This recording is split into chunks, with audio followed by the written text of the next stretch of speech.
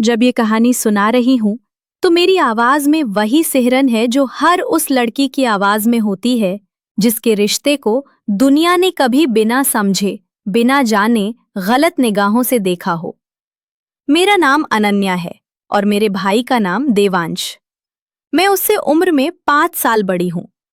हमारे घर की दीवारें पुरानी हैं, मोहल्ला छोटा है और लोगों की सोच उससे भी छोटी। मैं जानती हूँ, कहानी के शुरुआती पलों में आपको भी लगेगा कि कुछ ठीक नहीं है, कि शायद मैं और मेरा भाई किसी ऐसी रेखा को छू रहे हैं जिसे रिश्तों को नहीं छूना चाहिए। लेकिन मैं आपसे बस यही चाहती हूँ कि मेरी आवाज का साथ अंत तक दीजिए, क्योंकि कुछ सच्चाइयां तभी समझ आती हैं जब कहानी पूरी हो जाती है। माँ के जाने के बाद मैं अचानक बड़ी हो गई थी, उम्र से नहीं, जिम्मेदारी से। देवांश तब बहुत छोटा था, इतना छोटा कि उसे ये भी समझ नहीं था कि माँ क्यों नहीं लौट रही। वह हर शाम दरवाजे की तरफ देखता और पूछता, माँ कब आएंगी? और मेरे पास कोई जवाब नहीं होता। मैं उसे अपनी छाती से लगा लेती, जैसे मेरे अंदर कोई ऐसी ताकत हो जो माँ की कमी को थोड़ी देर के लिए मिटा सके।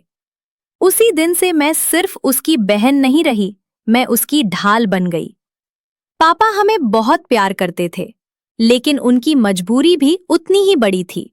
नौकरी, जिम्मेदारियां, अकेलेपन का बोझ।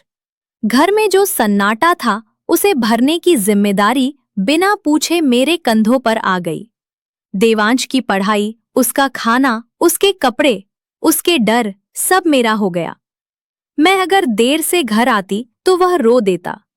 अगर मैं बीमार होती तो वह मेरे पास बैठकर मेरा हाथ पकड़ लेता। हम दोनों एक दूसरे के सहारे बड़े हो रहे थे। शुरू में लोगों को ये सब अच्छा लगता था। देखो कैसी समझदार बहन है, वे कहते थे।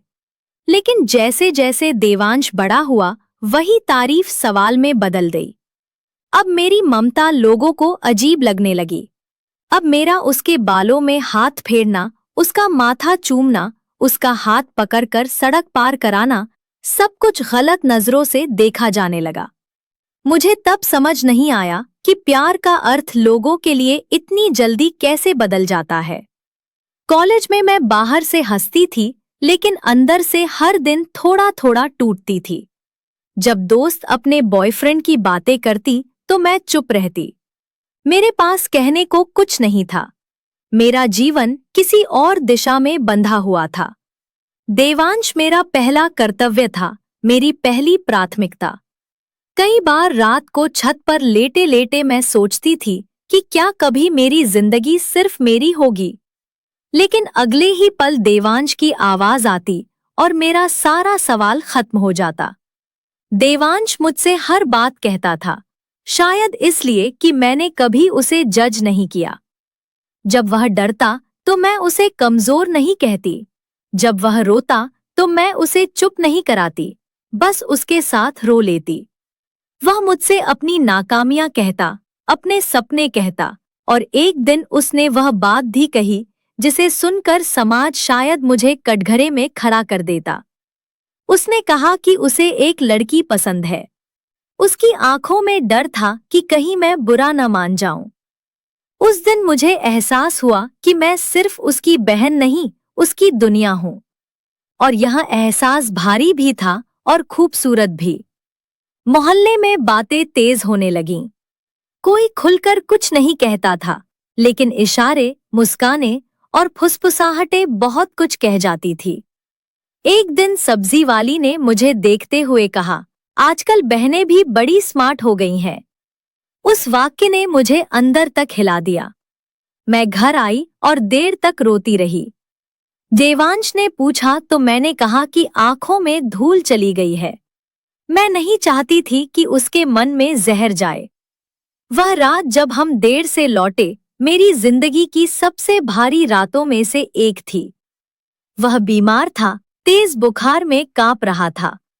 डॉक्टर के यहाँ देर हो गई। रास्ते में एक पड़ोसी ने हमें देख लिया।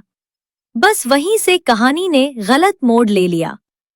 अगले दिन पापा के कानों तक बातें पहुंच चुकी थी। उन्होंने मुझसे सवाल किया, उनकी आवाज में गुस्सा नहीं था, बस टूटता हुआ भरोसा था। मैंने कुछ नहीं कहा, क्योंकि कभी-कभी सफाई देने से रिश्ता और छोटा हो जाता है। देवांश ने जब मेरे बारे में कही गई घटिया बात सुनी और हाथ उठा दिया, तब मुझे पहली बार डर लगा कि समाज हमें निगल जाएगा। थाने में खड़ी मैं खुद को अपराधी महसूस कर रही थी, बिना कोई अपराध किए। उस रात मैंने पापा को सब बताया, हर डर, हर त्याग, हर अधूरी इच्छा। मैंने कहा कि अगर दुनिया को खुश करने के लिए मुझे उससे दूर होना पड़े, तो मैं टूट जाऊंगी। पापा देर तक चुप रहे, फिर उन्होंने मेरा सिर सहलाया। शायद पहली बार उन्हें मेरी उम्र का एहसास हुआ।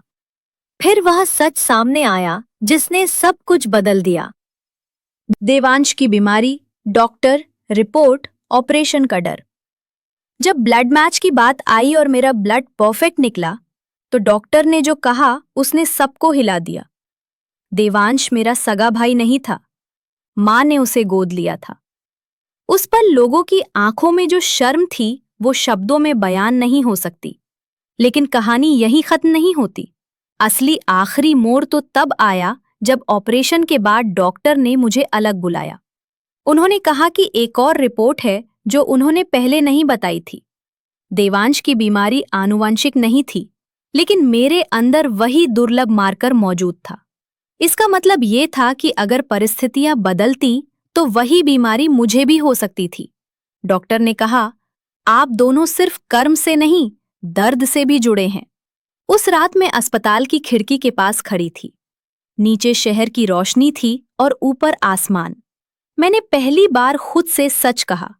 मैंने देवांश को इसलिए नहीं थामा क्योंकि वो मेरा भाई था या नहीं था। मैंने उसे इसलिए थामा क्योंकि मैं उसे खोने से डरती थी। जैसे माँ अपने बच्चे को थामती है, वैसे। जब देवांश होश में आया तो उसने मेरा हाथ पकड़ा। उसने कहा, दीदी, अगर लोग फिर कुछ कहें तो क्या हम डरेंगे? मैंने उसकी आंखों में देखा और कहा, नहीं, क्योंकि अब हमें खुद पता है कि हम कौन हैं। आज जब मैं ये कहानी सुना रही हूं तो मेरा मन शांत है, क्योंकि अब मैं जानती हूं कि रिश्ते खून से नहीं, निभाने से बनते हैं। और जो लोग कहानी के बीच में रुक जाते हैं, उन्हें अंत कभी समझ नहीं आता। अस्पताल से लौटने के बाद जिंदगी जैसे बाहर से सामान्य और अंदर से बिल्कुल बदल चुकी थी। मोहल्ले की वही गलियां थीं, वही चेहरे, लेकिन निगाहों में अब पहले जैसी हिम्मत नहीं थी। जो लोग कभी कानाफूसी करते थे, वही अब सामने देखकर नजरें झुका लेते। कुछ औरतें मेरे पास आकर धीरे से कहती, हमें माफ कर देना बेटी, हम समझ नहीं पाए। मैं मुस्कुरा देती, क्योंकि माफी मुझे नहीं, उनके ज़मीर को चाहिए थी। देवांश पहले से ज्यादा शांत हो गया था। बीमारी ने उसके शरीर को नहीं, उसकी समझ को बड़ा कर दिया था। वो अब मेरी हर छोटी थकान देख लेता। अगर मैं ज्यादा देर चुप रहती तो वो पूछता नहीं, बस पास बैठ जाता। उस खामोशी में सवाल नहीं होते थे, सिर्फ साथ होता था। कई बार मुझे लगता था कि अब वो मेरी ढाल बन गया है। पापा भी बदल गए थे। वे अब कम बोलते, लेकिन उनकी मौजूदगी में एक अपनापन था जो पहले नहीं था। एक रात उन्होंने मुझसे कहा, अनन्या, अगर कभी लगे कि समाज बहुत भारी हो रहा है, तो इस घर को छोड़कर कहीं और चलेंगे। मैंने पहली बार महसूस किया कि अब मैं अकेली नहीं हूं। समय के साथ देवांश की पढ़ाई फिर शुरू हुई। कॉलेज में उसने मनोविज्ञान चुना।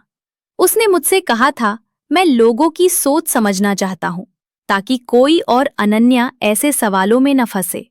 उस दिन मुझे लगा कि शायद हमारा दर्द किसी और की रोशनी बनेगा। मेरी जिंदगी भी धीरे धीरे अपनी जगह तलाशने लगी। मैंने लेखन शुरू किया। रातों को जब सब सो जाते, मैं कागज पर अपने मन का बोझ उतार देती। वही शब्द आज आपकी आंखों के सामने हैं। कई बार डर लगता था कि अगर लोग फिर से गलत समझेंगे तो, लेकिन फिर मुझे एहसास होता कि सच अगर खुद से डर जाए तो झूठ जीत जाता है। सालों बाद एक दिन देवांश ने मुझे एक लिफाफा दिया। उसमें उसका रिसर्च पेपर था, जिसका विषय था रिश्तों पर सामाजिक शक का मनोवैज्ञानिक प्रभाव। पहले पन्ने पर उसने मेरा नाम लिखा था। मैं देर तक रोती रही। शायद पहली बार किसी ने मेरे त्याग को शब्द दिए थे। और अब कहानी का वो आखिरी मोड़ जो मैंने कभी किसी से नहीं कहा था। माँ के जाने से कुछ दिन पहले उन्होंने मुझे एक खत लिखा था जो मैंने कभी किसी को नहीं दिखाया। उस खत में लिखा था, अनन्या, अगर दुनिया कभी तुम्हारे और देवांश के रिश्ते पर सवाल उठाए तो डरना मत, क्योंकि जो रिश्ता सच्चा होता है उसे सबसे पहले शक ही सहना पड़ता है। मैंने वो खत ऑपरेशन के बाद देवांश को दिया। उसने पढ़कर बस इतना कहा, माँ को पहले से सब पता था। उस पल मुझे लगा कि शायद कुछ रिश्ते ऊपर से तय होकर आते हैं। आज जब आप यह कहानी सुनते हैं और शुरुआत में आपका मन भटकता है, सवाल करता है, असहज होता है, तो मैं समझ जाती हूँ, क्योंकि यही समाज की आदत है। लेकिन अगर आप यहाँ तक आए हैं तो शायद आपने भी ये मान लिया होगा कि हर नजदीकी गलत नहीं होती।